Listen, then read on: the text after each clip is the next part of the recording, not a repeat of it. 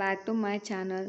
So మనం ఈరోజు వచ్చేసి 1857 సిపాయిల తిరుగుబాటు చాలా ఇంపార్టెంట్ అండి ఎగ్జామ్కి. సో ఈ వీడియోలో దీని గురించి తెలుసుకుందాం. సో ఇదనేది 2 పార్ట్స్గా డివైడ్ చేసి నేను అప్లోడ్ చేస్తానండి. ఒక్కటే అయితే మీకు వినడానికైనా చదువుకోవడానికైనా కొంచెం ఇబ్బందిగా ఉంటుంది. సో అందుకని కొంచెం పెద్దది. సో 2 పార్ట్స్గా డివైడ్ చేసి అప్లోడ్ చేస్తాను. ఓకేనా? సో అసలు ఎందుకు జరిగింది అనేది తెలుసుకుందాం. సో దీనికి మెయిన్ కారణం వచ్చేసి సైనికుల తూటాలను కొరికి పేల్చాలి తుపాకుల్లో పెట్టి, గన్స్లో పెట్టేసి. సో అదనేది ఇమీడియట్ కారణం. బట్ దానికి ముందు చాలా కారణాలు ఉన్నాయండి. సో అవేంటో చూద్దాం. అసలు డీటెయిల్గా ఇంపార్టెంట్ కాన్సెప్ట్ వరకు డీటెయిల్గా చూద్దాం. సో ఫస్ట్ వచ్చేసి 1857లో తిరుగుబాటు 1857లో తిరుగుబాటుకు ప్రారంభం కావడానికి కారణం బ్రిటిష్ వారు ఐరోపాలో 1856 క్రిమియా యుద్ధంలో పాల్గొనుట. ప్రథమ భారత సంగ్రామంగా పిలువబడే ఇది ఇంపార్టెంట్ చూడండి. ప్రథమ భారత సంగ్రామం అంటే మొదటి భారత తిరుగుబాటు పిలువబడే 1857 తిరుగుబాటు మే 10న మిరాట్లో ఉత్తరప్రదేశ్లో ప్రారంభమైంది. సో ఈ పాయింట్ గుర్తుపెట్టుకోండి. 1857 తిరుగుబాటు కన్నా ముందు భారత్లో జరిగిన తిరుగుబాటు తమిళనాడులోని వెల్లూరులో 1806 జూలై 10న జరిగింది. బట్ ఇది అనేది మనకి ఎక్కువ ఎఫెక్ట్ చూపించింది. 1857 సిపాయిల తిరుగుబాటు అనేది ఎక్కువ ఎఫెక్ట్ చూపించింది. ఇది అనేది అంతగానే ఎఫెక్ట్ చూపించలేదు. సో వెల్లూరు తిరుగుబాటు వేసినది రోలో గిలెప్సీ, అప్పటి గవర్నర్ జనరల్ జాన్ బార్లో. 1817లో ఒరిస్సాలోని హుద్దాలో పాయాకా తిరుగుబాటు జరిగింది. ఈ తిరుగుబాటుకు బక్కి జగబంధు విద్యాధర మహాపాత్ర నాయకత్వం వహించారు. సో ఇవేమో అంత ఇంపార్టెంట్ కాదండి నాకు తెలిసి. జస్ట్ ఊరికే తెలుసుకోవాలి అంతే. నెక్స్ట్ వచ్చేసి 1857 తిరుగుబాటును ప్రథమ స్వతంత్ర సంగ్రామం అని వివి స్కావర్ అన్నారు. ఓకే, వివి స్కావర్ అన్నాడు. సో ఇది ఎవరన్నారని కూడా అడుగుతారండి. ఇది ఇంపార్టెంట్. 1800 ఎవరు అన్నారని కూడా అడగడానికి ఛాన్స్ ఉందండి. చూడండి, 1857 తిరుగుబాటును ప్రథమ స్వతంత్రపు సంగ్రామం అని వివి స్కావర్ అన్నారు. 1857 తిరుగుబాటు నాటి భారతదేశ చక్రవర్తి రెండవ బహదూర్ షా జాఫర్. ఇతనేనండి లాస్ట్ చక్రవర్తి. బహదూర్ షా జాఫర్ ఇతనే మన భారతదేశానికి లాస్ట్ చక్రవర్తి. ఓకేనా? 1857 తిరుగుబాటు నాటి భారతదేశ చక్రవర్తి రెండవ బహదూర్ షా జాఫర్ ఇతను. ఓకేనా? 1857 తిరుగుబాటు నాటి వైస్రాయ్. ఇవి ఇంపార్టెంట్ అండి. వైస్రాయ్స్ ప్రకారం ఇవి ఇంపార్టెంట్. 1857 తిరుగుబాటు నాటి వైస్రాయ్ లార్డ్ కానింగ్. 1857 తిరుగుబాటు నాటి మద్రాస్ ప్రెసిడెన్సీ అధికారి జనరల్ బ్రెస్ఫోర్డ్. ఓకేనా? సో ఇవి 4 పాయింట్లు గుర్తుపెట్టుకోండి. ఇవి ఇంపార్టెంట్. నెక్స్ట్ వచ్చేసి 1857 తిరుగుబాటు కారణాలు. అసలు ఒకటి ఏంటంటే యుద్ధంలో పాల్గొనడం. బట్ అసలు కారణాలు ఏంటో చూద్దాం. ముందు ఉన్నాయండి కారణాలు. సో అవేంటో చూద్దాం. రాజకీయ కారణాలు వచ్చేసి లార్డ్ డల్హౌసీ రాజ్య సంక్రమణ సిద్ధాంతంను ప్రవేశపెట్టడం. దీని ప్రకారం దత్తత తన అనుమతి లేనిది చెల్లదని, అట్టి రాజ్యాలు బ్రిటిష్ రాజ్యంలో కలిపివేయబడతాయని చెప్పాడు. అలా కలిపిన ఫస్ట్ రాజ్యం ఏంటంటే సతారా. 1851లో ఫిషా రెండవ బాజీరావు చనిపోగా అతనికిచ్చే భరణం అంటే చనిపోయిన తర్వాత పింఛన్ అంటారు కదా.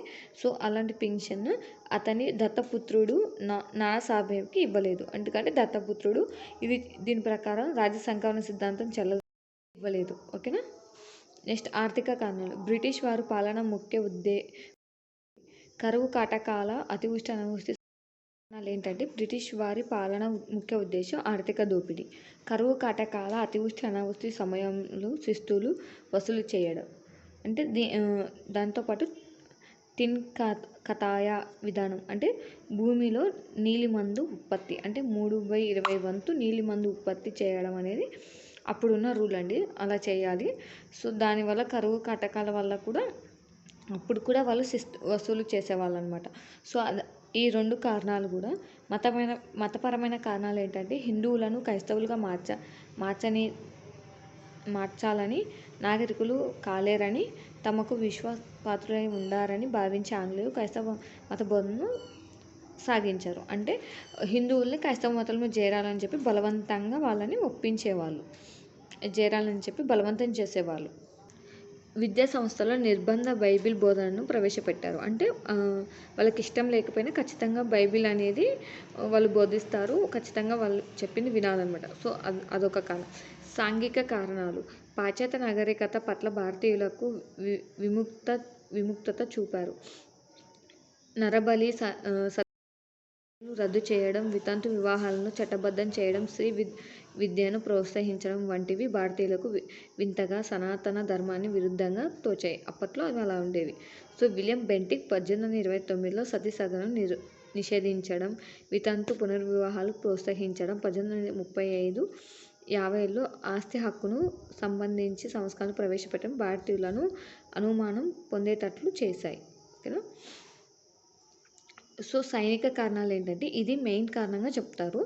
ఆంగ్లేయ సైనికులతో పోల్చితే భారత సిపాయిలు జీతభత్యాలు చాలా తక్కువగా ఉండేవి. బ్రిటిష్ ప్రభుత్వం సైన్యంలో భారతీయులు 7/8 వంతు ఉండేవారు. అంటే మన వాళ్ళు 7 వంతులు ఉండేవారు, వాళ్ళు 1 వంతే ఉండేవాళ్ళు. తక్షణ కారణం ఏంటంటే 1857 తిరుగుబాటు జరగడానికి తక్షణ కారణం ఎన్ఫీల్డ్ రైఫిల్స్ను లార్డ్ కానింగ్ ప్రవేశపెట్టడం. ఈ రైఫిల్లో అమర్చిన తూటాలను సైనికులు నోటితో చివరి భాగం కొరికి తుపాకీలో అమర్చి పేల్చాల్సి వచ్చేది. కానీ ఆ తూటాలపై పూత పూసినట్లు వదంతి వ్యాపించింది. ఎన్ఫీల్డ్ తుపాకుల ఉత్పత్తి కేంద్రం ఊల్ఫ్రచ్ ఇంగ్లాండ్లో కలదు. ఆవు హిందువులకు పవిత్రం కాగా పంది మహమ్మదీయులకు నిషిద్ధ జంతువు. సో ఎన్ఫీల్డ్ రైఫిల్స్ను వ్యతిరేకించిన వారు మంగళ పాండే అండ్ ఈశ్వర్ పాండే. సో మనకి ఇది ఇంపార్టెంట్ అండి, ఈ పాయింట్ ఇంపార్టెంట్. ఎన్ఫీల్డ్ రైఫిల్స్ని వ్యతిరేకించిన వారు ఎవరంటే ఈ ఇంపార్టెంట్ పర్సన్ ఏమో మంగళ పాండే. మంగళ పాండే ఎవరు అంటే ఈశ్వర్ పాండే ఎవరంటే మంగళ పాండే యొక్క స్నేహితుడు. ఓకేనా. మంగళ పాండే అనే అతను ఇంపార్టెంట్ పర్సన్. ఈ వ్యతిరేకించిన మొట్టమొదటి పర్సన్ మంగళ పాండే. 1957 మార్చి 29న బారక్పూర్లోని 34వ పటాలానికి చెందిన మంగళ పాండే అనే సిపాయి తుపాకులను వాడటానికి నిరాకరించి ఆంగ్ల సైనిక అధికారి అయిన లెఫ్టినెంట్ బాగ్ హుడ్సన్ను కాల్చి చంపాడు. ఓకేనా. అంటే ఆ రైఫిల్స్ని కొరికి వేయాలి కాబట్టి మంగళ పాండే అతను వ్యతిరేకించాడు. ఈ సంఘటన తరువాత మంగళ పాండేను 1857 ఏప్రిల్ 8న బారక్పూర్లో ఉరితీశారు.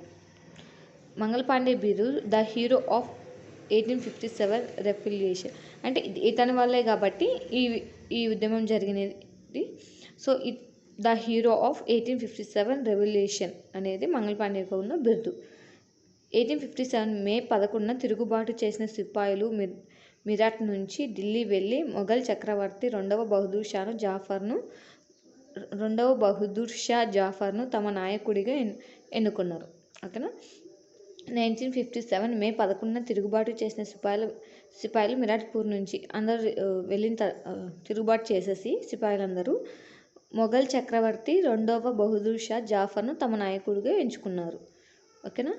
సో ఇదేనండి 1857 సిపాయిల తిరుగుబాటు బేసిక్ ఇన్ఫర్మేషన్. అది ఈ తిరుగుబాటు జరిగిన వివిధ ప్రదేశాలు ఏంటో నెక్స్ట్ వీడియోలో చూద్దాం. ఓకేనా. సో ఇప్పటికైతే బేసిక్ ఇన్ఫర్మేషన్ ఇది అండి.